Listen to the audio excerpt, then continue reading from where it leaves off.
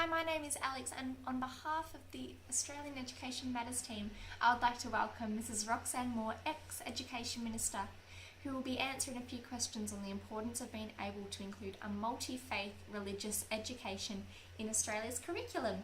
Welcome, Roxanne. It's a pleasure having you here with us today. Thank you, Alex. So firstly, I would like to ask why you think cultural diversity is a challenge in schools in Australia, and how can you suggest change in this area? Studies have really shown that more multicultural families are involved in our communities, which have come as refugees or maybe even immigrants. So as Australians, our knowledge can really be limited of their culture, and in particular their religion, which can shape so many of their behaviours.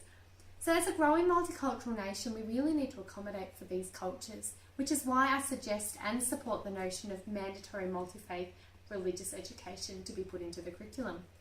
It is also stated as part of the Melbourne Declarations the need to nurture an appreciation of and respect for social, cultural and also religious diversity. Now, many people would actually disagree with your statement of the curriculum needing a religious education unit.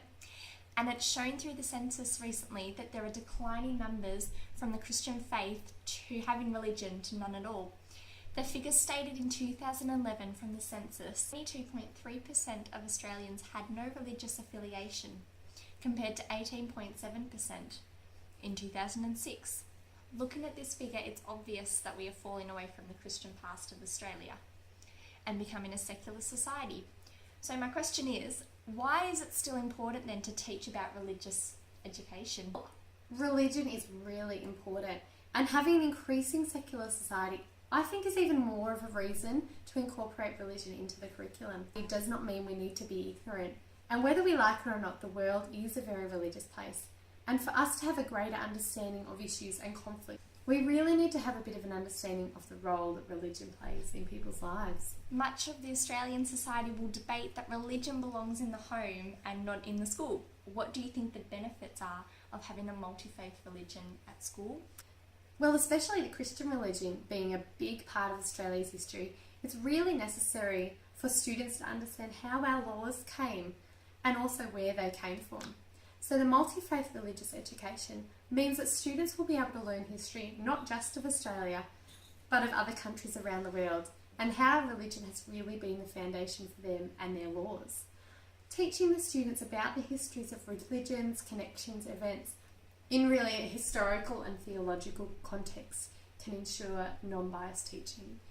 These teachings help serve a purpose in providing our children in Australia with morals and ethics to become active and informed citizens that act with moral and ethical integrity, which is one of the goals on the Melbourne Declaration. So just a few of the positives that can derive from this teaching are helping the children with inclusive practices, develops their ability to see the world from more than one perspective, can really make a more peaceful world. When they learn to live alongside others and work with others, people are likely to become a lot more understanding, and it causes more religious tolerance, which limits conflict, of course. So how can schools keep consistency with their teaching in religious education and not make it biased in any way? Well, this is really something that will need to be really clear in the curriculum, and the teachers will have a certain expectation placed on them. They'll be expected to teach religion by describing and comparing all the major religions and emphasising the rationale that people hold different beliefs or may not hold any religious beliefs at all. So in covering each religion, the teachers are expected to be as neutral as possible without being biased in religion. And their objective should be that the students have learned about different religions but not change their views to which faith they believe is true. In multi-faith religious education, it should really be emphasised that all religions can help to teach us great moral truths, and at the same time avoiding a strong emphasis on moral issues that do have religion at their core. Do you have any examples of a multi-faith teaching within the school curriculum and how it has been used and has it been effective? Well then, there isn't actually much at the moment of multi-faith teaching in the community and in Australia. I've noticed in Europe especially, it's a continent that's currently exploring and adopting multi-faith teaching in classrooms. They've come up with a curriculum that positively influences students when teaching religious education, and there was a deliberate decision to identify religions that were to be studied it was so the students could be exposed and sensitised to different religions of the world, and also instilling a sense of tolerance as well as faith awareness and understanding.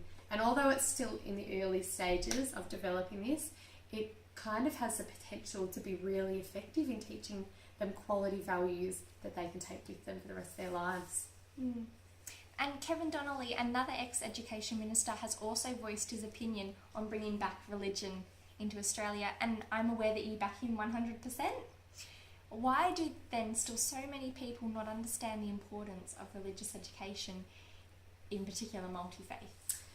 It's a very hard topic to discuss among the nation, and it seems the most either people are for it or against it in schools. So watching Kevin Donnelly, I read a comment from one of the anonymous readers, and it was really good, and I really like to quote it. It says, "I'm an atheist, but I think Mr. Donnelly has a very valid point. Just as I have the right to hold my own beliefs, or lack of them, so does any Muslim, Christian, and maybe we would all be a little more tolerant of each other's beliefs if we learn something about them in school.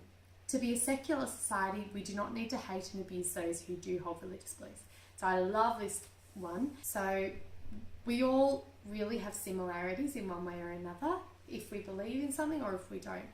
And it's very hard to please the whole of the country. So to sum up, how could you conclude your message on what you've chatted to us about today? Well, it's really important to have multi-faith religion as part of the curriculum. Without really understanding common religious systems, you cannot understand how our world came to be as it is today. And you are more likely to misunderstand others that you encounter in your daily life. It can also help us learn similarities and differences of our own and others' religions. So to sum it up, I just want to quote Kevin Donnelly, and he says, "Religion is history, but not forcing them to adopt or believe, but to simply understand." So. Great, thank you, Roxanne. You have provided a great insight and hopefully answered a few questions for our viewers as well.